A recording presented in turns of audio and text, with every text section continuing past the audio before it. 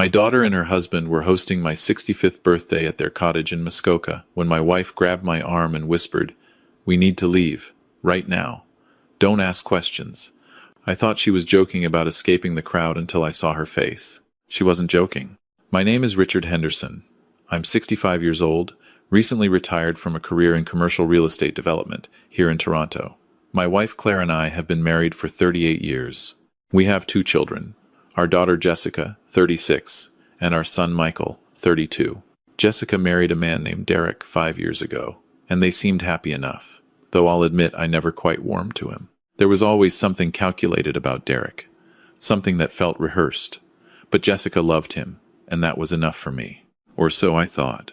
The party was Jessica's idea. She insisted on hosting it at their cottage, a beautiful property on Lake Muskoka that we'd helped them purchase 3 years ago. "Dad, you've worked so hard your whole life," she'd said when she called to invite us. "Let us take care of you for once. Just relax and enjoy yourself." It was a perfect September afternoon. About 40 guests mingled on the deck overlooking the water. My grandchildren, Emma and Noah, were running around with sparklers left over from Canada Day. I was holding a glass of my favorite scotch, the expensive kind that Jessica knew I saved for special occasions, when Claire pulled me aside. "Come with me," she said quietly. "To the car, now." "What?" "The party just started. I haven't even cut the cake yet." "Richard." Her voice was steady, but her eyes weren't. "Trust me. We're leaving." I'd learned in 38 years of marriage that when Claire used that particular tone, you listened. I set down my glass and followed her through the house, smiling and waving at guests as if nothing was wrong. My stomach was churning.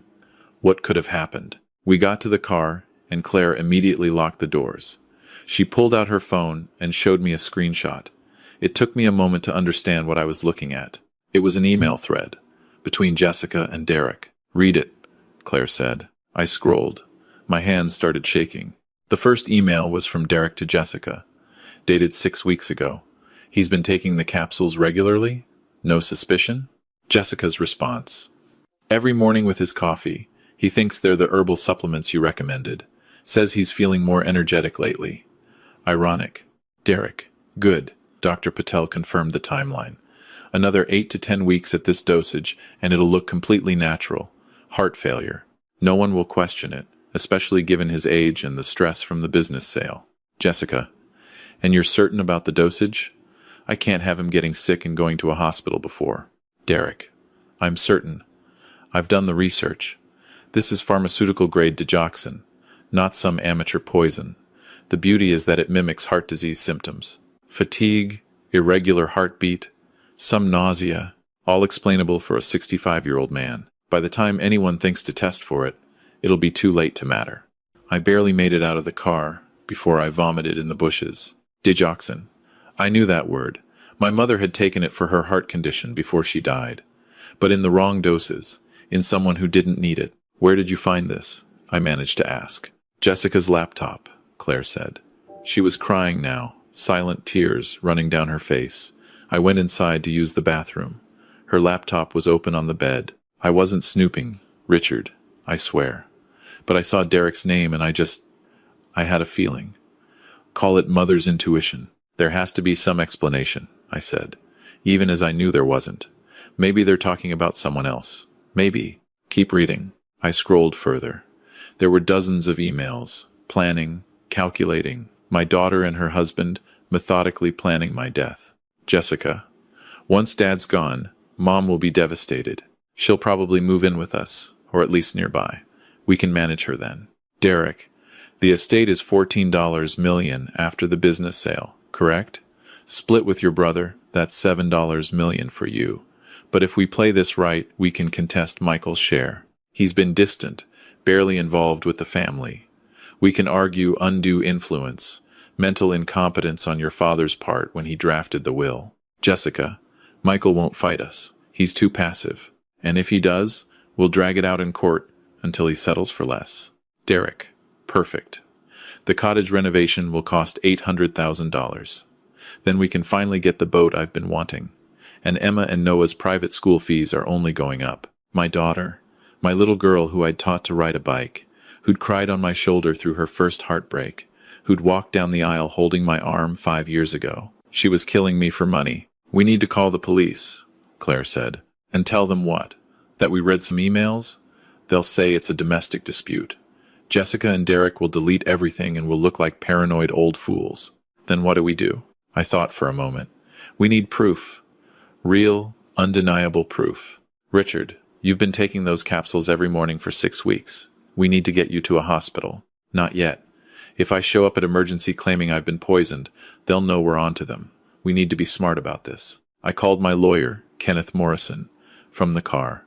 He'd handled my business affairs for 20 years. I trusted him completely. "Ken, I need your help. And I need your discretion." "What's going on, Richard?" I explained everything. To his credit, Ken didn't waste time with disbelief or questions about whether I was sure. He just shifted into problem-solving mode. "First thing, get to my office. I have a doctor friend who makes house calls, very discreet. Dr. Sarah Chen. She'll do blood work without filing any reports. We need to know what we're dealing with. And then? Then we build a case. But Richard, if you've been taking digoxin for 6 weeks, we need to make sure you're okay. That's priority 1. We drove straight to Ken's office in downtown Toronto, an hour and a half from Muskoka. I texted Jessica that I wasn't feeling well, that we'd left early. She responded immediately. "Oh no, what's wrong? Do you need anything?" The concern in her message made me want to vomit again. Dr. Chen met us at Ken's office.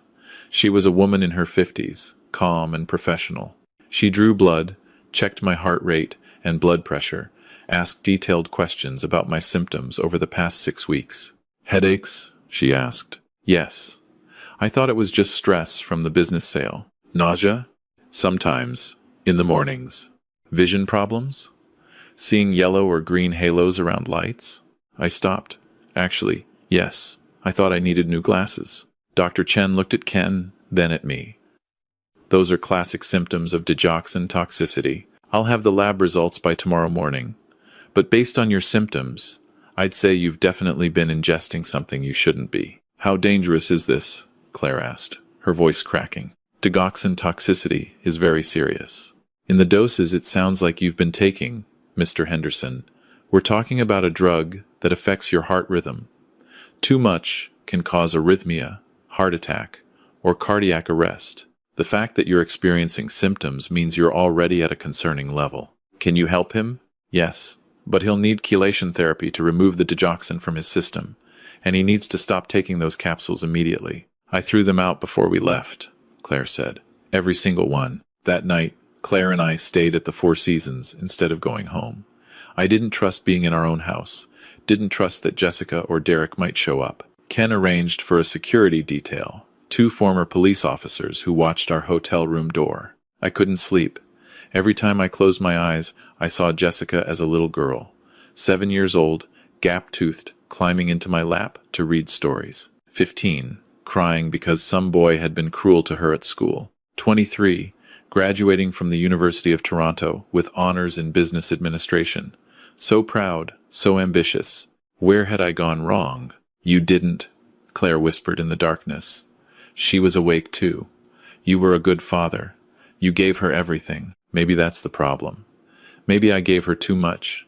Don't do that to yourself. We gave both our kids the same upbringing, the same opportunities.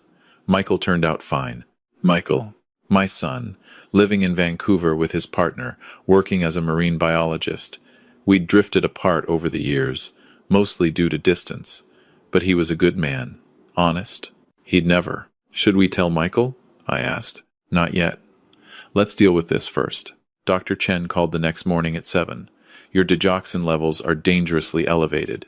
You have approximately 10 times the therapeutic dose in your system. Mr. Henderson, if you'd continued taking those capsules for another month as they planned, you would have died. It would have looked exactly like heart failure. The reality hit me like a physical blow. My daughter had been killing me. Slowly, methodically, day by day, watching me decline. There's more, Dr. Chen continued. I analyzed one of the capsules your wife saved. It's not just digoxin. There's also a small amount of a beta blocker mixed in. That's clever, actually. The beta blocker would mask some of the early warning symptoms of digoxin toxicity. You would have felt tired and weak, but not sick enough to seek immediate medical attention. Derek, I said. He's a pharmaceutical sales rep. He would know how to do this. Ken joined us at the hotel with a private investigator named Margaret Oakes. Margaret was a woman in her 60s, gray-haired and grandmotherly, which apparently made people underestimate her. She'd been a detective with Toronto Police for 30 years before retiring. I've dealt with cases like this before, Margaret said. Not many, thankfully, but enough to know how to proceed. First question. Do you want your daughter to go to prison? The question hung in the air. Claire started crying again. I don't know, I said honestly. I want justice. I want them to pay for what they did, but she's my daughter. I understand. But you need to prepare yourself, Richard. If we pursue this legally, and I think we should, Jessica will face serious charges.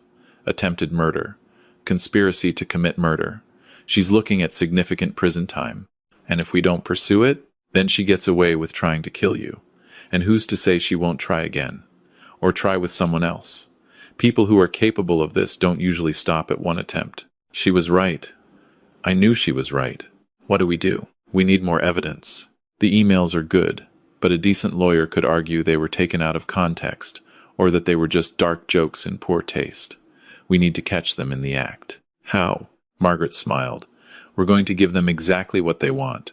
Richard, you're going to get very sick, very quickly, and we're going to see how your daughter and son-in-law respond. The plan was risky but simple. Dr. Chen would monitor me closely while I pretended to experience a health crisis. We'd see if Jessica and Derek tried to prevent me from getting real medical help, or if they tried to accelerate my decline. But first, we needed to secure the evidence we already had. Ken filed a motion with the Ontario Superior Court for an emergency order to preserve Jessica's electronic devices and communications. He argued that there was evidence of a conspiracy to commit murder, and that without court intervention, that evidence might be destroyed. The judge, Justice Margaret Brennan, reviewed the emails in camera. 2 hours later, she issued the order. That afternoon, the police executed a search warrant at Jessica and Derek's cottage. They seized laptops, phones, tablets. Jessica called me, hysterical. Dad, the police are here. They're taking everything. They won't tell me why. What's happening? It took everything in me not to scream at her. Instead, I said, I don't know, sweetheart. Have they arrested anyone? No, but they're treating us like criminals. Derek's furious. Dad, can you help? Can you call someone? I'll see what I can find out. I hung up. Claire was watching me, her face pale. I can't believe she called you for help, she said. After what she's done, she doesn't know that we know. She still thinks she's fooled us. The next phase began. Dr. Chen had me stop the chelation therapy temporarily, and I genuinely started feeling worse. The digoxin was still in my system, still affecting my heart. It wasn't safe, but it was necessary. I called Jessica. I'm not feeling well, I said, letting my voice sound weak. Really not well. Chest pains, trouble breathing. Oh my God, Dad, you need to go to the hospital. I don't want to make a fuss. Maybe I'll just rest. No, you should definitely see a doctor. Her concern sounded genuine. Was it possible we were wrong? Was there some explanation? Then, actually, why don't you come stay with us for a few days? I can keep an eye on you. Make sure you're eating properly and taking your supplements. There it was. She wanted me back under her control, back where she could give me the capsules. That's thoughtful, honey, but I think I just need some rest. Dad, I insist. Mom must be worried sick. Let me take care of you, maybe in a few days. I hung up. Margaret, who'd been listening on speaker, nodded. She's trying to regain access to you. That's good evidence of intent. Over the next week, Jessica called constantly. She offered to bring me food, to drive me to appointments, to bring me the supplements that have been helping so much. Each offer was documented, recorded with her permission, under Ontario's one-party consent laws. Meanwhile, the forensic analysis of her devices was damning. Hundreds of searches on Derek's laptop, undetectable poisons, digoxin overdose symptoms, how to avoid murder charges, contesting a will in Ontario. Text messages between Jessica and Derek. Jessica, he sounds really sick. Maybe we should back off for a bit. Derek, are you kidding? We're so close. Once the will is read, we need to move fast on Michael's share. I've already talked to 3 lawyers about contest strategies. Jessica, I feel guilty. Derek, you'll feel better on our new boat. Remember why we're doing this. The most damning evidence came from Derek's phone. He'd been photographing the capsules he was preparing, apparently keeping records of dosages. Margaret found a folder with over 40 photos, each labeled with a date. He'd documented his own crime. Why would anyone be this stupid? I asked Ken. Arrogance. He's a pharmaceutical rep. He thought he was smart enough to get away with it. Didn't think anyone would ever look. 2 weeks after the initial discovery, the Crown Attorney's office laid charges: attempted murder, conspiracy to commit murder, and fraud over $5,000 for Jessica. For Derek, the same charges plus unauthorized possession of prescription drugs. The arrest happened at dawn. I wasn't there, but Margaret told me the details later. Jessica screamed that it was a mistake, that we'd set them up. Derek tried to run, got as far as the backyard before the officers tackled him. The preliminary hearing was 3 months later. Claire and I sat in the courtroom as the Crown Attorney presented the evidence. The emails, the photos, the text messages, the forensic analysis of the capsules, Dr. Chen's testimony about my digoxin levels, Margaret's testimony about the investigation. Jessica wouldn't look at me. She sat at the defense table in a gray suit, staring straight ahead. Derek kept whispering to his lawyer, gesturing angrily. When it was my turn to testify, I had to describe taking the capsules every morning. How Jessica had given them to me 6 months ago, said they were a special herbal supplement that Derek recommended. How she'd call to make sure I was taking them regularly. How she'd seem so caring, so concerned about my health. Mr. Henderson, the Crown Attorney asked, did you have any suspicion that your daughter was trying to harm you? No, never. She's my daughter. I trusted her completely. And if your wife hadn't found those emails, what do you think would have happened? I think I'd be dead. The defense tried to argue that the emails were taken out of context, that it was all a misunderstanding. Jessica's lawyer suggested that maybe Derek had been researching digoxin for work purposes, that the emails were poorly worded but innocent. The judge wasn't buying it. Jessica and Derek were bound over for trial. Bail was set at $500,000 each, with strict conditions, including no contact with me or Claire. They couldn't make bail. They'd spent too much money already, planning their future with my money. The trial took place the following spring. It lasted 3 weeks. The jury deliberated for 8 hours. Guilty on all counts. At sentencing, the judge was harsh. This was a calculated, premeditated attempt to murder a parent for financial gain. You betrayed the most fundamental bond of trust between parent and child. The court finds no mitigating factors. Jessica got 22 years. Derek got 25 because of his pharmaceutical knowledge and the fact that he'd actually prepared the poison. Jessica finally looked at me as they led her away. She was crying, mascara running down her face. I'm sorry, Daddy, she mouthed. I didn't respond. I just took Claire's hand, and we left the courtroom. Michael flew in from Vancouver the day after sentencing. We met at a quiet restaurant on the Danforth. I hadn't told him much over the phone, just that there'd been trouble with Jessica. When I explained everything, he went pale. She tried to kill you? For money? For her half of the estate. And apparently she was planning to contest your share too. Michael pushed his plate away. I don't understand. We had the same childhood, the same parents. Why would she? I've asked myself that question every day for the past year, son. I don't have an answer. I'm so sorry, Dad. I should have been around more. Maybe if I'd been closer, I would have seen something. This isn't your fault. This is on her and Derek. What about Emma and Noah? Michael asked. Jessica's kids. That was the hardest part. The grandchildren. Emma was 8 now. Noah was 6. They didn't understand why their mother was gone, why they were living with Derek's parents, why we couldn't see them. Derek's family blamed us. They believed we'd manufactured evidence, that we'd framed their son. They got a restraining order preventing us from contacting the children. I've lost my daughter and my grandchildren, I told Michael, and I don't know if I'll ever get them back. Claire and I sold our house in Toronto. Too many memories.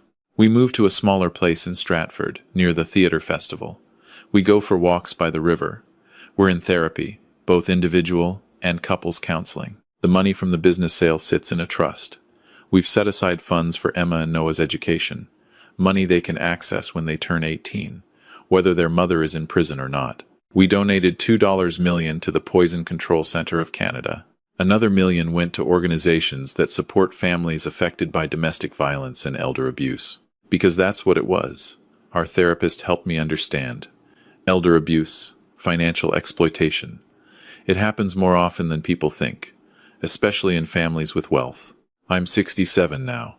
Dr. Chen says the digoxin caused some permanent damage to my heart. I take medication daily, real medication this time, prescribed by real doctors. I get tired more easily than I used to, but I'm alive. Sometimes I wonder what I did wrong. Was I too generous? Too trusting? Did I shield Jessica from consequences too many times when she was young? Did I make her feel entitled to things she hadn't earned? Our therapist says I can't blame myself, that Jessica made her own choices. But it's hard not to feel like I failed somehow as a father. Claire and I talk about it late at night, when neither of us can sleep. We go through our memories, looking for warning signs we missed. That time, Jessica borrowed money from Michael's college fund when she was 19. The way she always seemed to be calculating, planning her next move. How she chose Derek, a man who valued wealth above everything else. We taught her to work hard, Claire says, to be ambitious. We didn't teach her to be a murderer. Then where did it come from? I don't know, Richard. I honestly don't know. Michael visits more often now. Last month, he brought his partner Alex. We had a good weekend, went to see a play at the Festival Theater, had dinner at a nice restaurant. It felt normal, or as normal as things can feel now. Have you thought about writing to Jessica? Alex asked. Over dessert? No, I said immediately. Then, more softly, I don't know what I would say. Maybe that you forgive her? I don't. Not yet. Maybe not ever. Claire squeezed my hand. Forgiveness isn't about her, Richard. It's about you. About letting go. I'm not ready. And I'm not. Maybe someday. But not yet. What I've learned from this nightmare is that trust is precious and fragile. Even family can betray you. Especially family. Because they know how to get close. How to slip past your defenses. I've learned that love without accountability is dangerous. I love Jessica unconditionally. Never questioned her motives. Never made her truly face consequences for her mistakes. And she took that love and used it as a weapon. I've learned that money changes people. Or maybe it just reveals who they truly are. The promise of wealth. The ease it offers. The doors it opens. For some people, that's worth more than integrity. More than family. More than love. But I've also learned that partnership matters. Claire saved my life. Her instincts, her quick thinking, her courage. Without her, I wouldn't be here. 38 years of marriage. And she proved that when it really mattered, she had my back. And I've learned that justice, while important, doesn't heal everything. Jessica is in prison. Derek is in prison. They're paying for what they did. But I still wake up some mornings, and my first thought is to call my daughter, to ask about my grandchildren, to share some news or a joke. Then I remember, and the grief hits me all over again. If you're reading this, if you're listening to my story, I want you to take something away from it. Watch for the warning signs. Financial entitlement, excessive interest in your will or estate, isolation from other family members, sudden health problems that don't quite add up. And please, trust your instincts. If something feels wrong, investigate. Don't let love blind you to danger. Family can be the greatest blessing in your life, but they can also be your greatest vulnerability. Keep your own counsel about your finances. Don't give anyone, not even your children, too much power over your money or your medical care. Maintain relationships with multiple trusted people, lawyers, doctors, friends, who can offer outside perspectives. And if you have wealth to pass on, consider talking openly with your children about expectations and timelines. Don't let them build their lives around money they haven't earned yet. Encourage them to create their own success, their own security. Most importantly, value the people who truly care about you. The ones who love you for who you are, not what you can give them. The ones who would sound the alarm, who would protect you, who would fight for you. Claire and I are building a new life. It's smaller than the one we had before, quieter. We've learned to find joy in simple things. Morning coffee together, walks by the river, evenings at the theater. We've learned that security isn't about money or family legacy. It's about knowing who you can trust when everything falls apart. I think about Emma and Noah often. They're 10 and 8 now. They'll be adults someday, old enough to understand what their mother did, old enough to make their own choices about whether to have a relationship with us. I've written letters to them, sealed and stored with my lawyer, to be given to them when they turn 18, letters explaining what happened, why we couldn't be in their lives, how much we love them. Maybe they'll read them and understand. Maybe they'll throw them away unopened. I don't know. All I can do is hope that they grow up to be better than their parents, to value integrity over wealth, family over fortune. As for Jessica, she'll be eligible for parole in 11 years. She'll be in her late 40s, still young enough to rebuild a life. I don't know what kind of person she'll be when she gets out. I don't know if we'll ever speak again. But I do know this. I survived. Against my daughter's plans, against the poison in my system, against the betrayal that should have destroyed me. I survived. And I'm using the time I have left to try to make something good come from something terrible. That's all any of us can do, really. Survive the betrayals, learn the lessons, and try to leave the world a little better than we found it. Even when the people who hurt us are the ones we loved most. Especially then.